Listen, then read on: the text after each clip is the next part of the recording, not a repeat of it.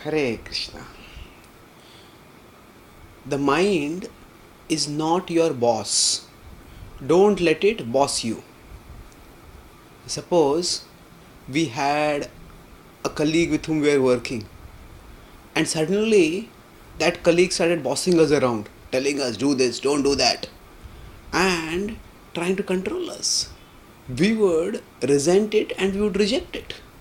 We would not like a colleague's bossing us, and we would refuse to carry out the colleague's commands. What authority do you have to boss me around? You're not my boss, we would say. Something similar happens with us with respect to the mind. Actually, the mind is not even our colleague. The mind is meant to be our subordinate. We are souls, and indriyani paranyahur indriyebhya param manah manasastu parabuddhe yo buddhe paratastu saha.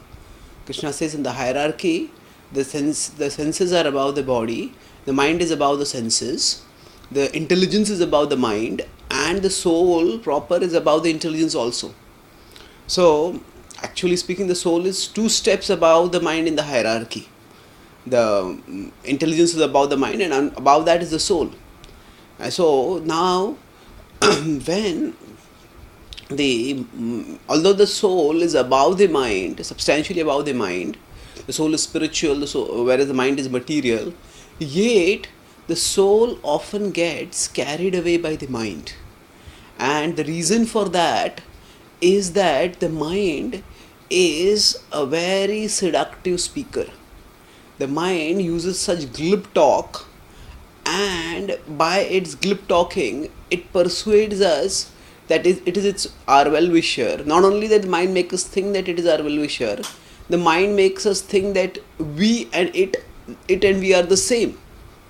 Because we think that we are the mind, and because we think that whatever the mind is saying is our desire, is we immediately end up doing it. So, if we study the philosophy of the Bhagavad Gita, we start intellectually analyzing and understanding that there is some voice within me which doesn't act for my best interest. It often makes me do things which harm me, which I regret later.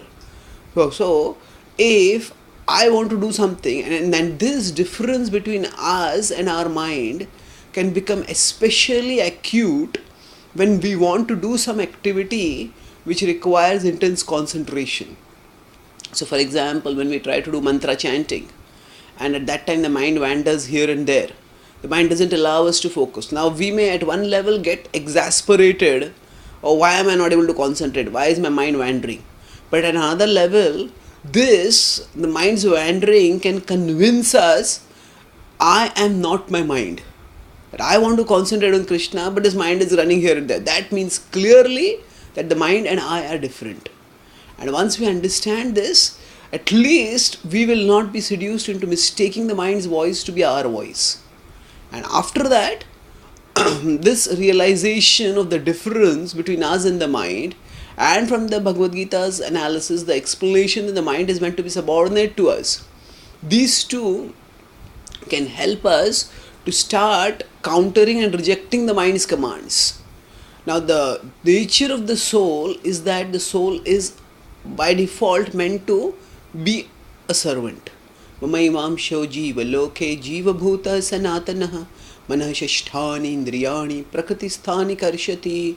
So Krishna says that in 15.7 that the soul is my part. So if the soul doesn't serve Krishna, then the soul will have to serve, Krishna says, manah shashthani indriyani. The soul will have to serve the mind and senses. So if we don't want the mind to boss us around, just understanding that the mind is different from me or the mind is misleading me, that in and of itself will not be enough. We need to make Krishna our boss. And Krishna is our eternal well-wisher. Suhridam sarvabhutanam.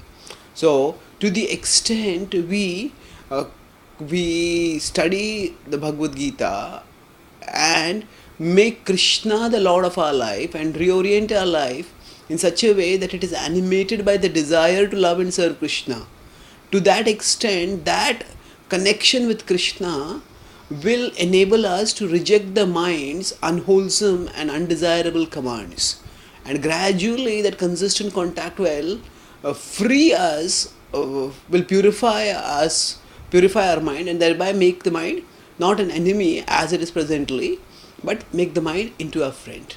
And then our we will be able to realize that that when we accept Krishna as our boss, that is not something which is denigrating to us, that is not something which is humiliating to us, because that's what the mind, that's how the mind, by propagating like that, oh, why should you be a servant, you should be a boss, the mind will propagate like that and make us try to stop us from serving Krishna. But by saying like this, by saying you should not serve Krishna, the minds, that is a trick of the mind to make us serve it. But once we become purified, when the mind stops obstructing us from serving Krishna, then we start relishing the joyfulness of Krishna consciousness. And then prasade sarva dukkhanam hanirasyopajayate prasanna chetaso yashu buddhi paryavadishtate. Krishna says then we will become prasanna chetaso. Our practice of bhakti will become constantly joyful. Thank you. Hare Krishna.